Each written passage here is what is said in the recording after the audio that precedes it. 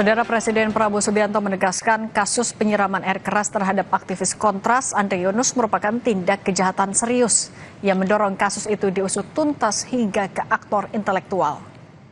Dicek tuh mainnya kriminal. Prabowo menekankan pengusutan tidak boleh berhenti pada pelaku lapangan, melainkan harus menangkap pihak yang menyuruh dan mendanai aksi itu.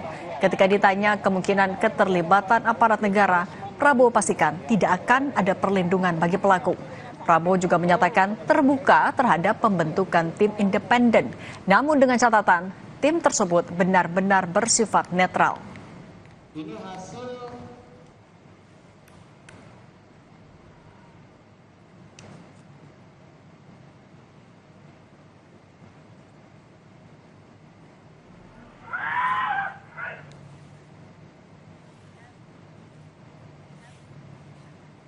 Harus dicek tuh mainnya.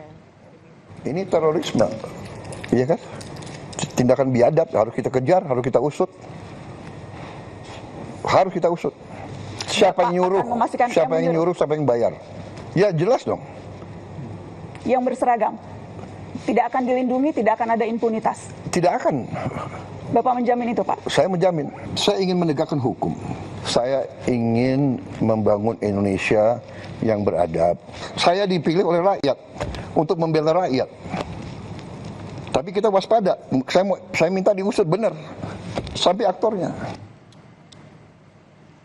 Kesorotan lain, Saudara, Menteri Keuangan Purbaya Yudisadewa mengaku setuju jika gaji menteri dan gaji wakil menteri dipotong sebagai langkah efisiensi penggunaan anggaran pendapatan dan belanja negara (APBN).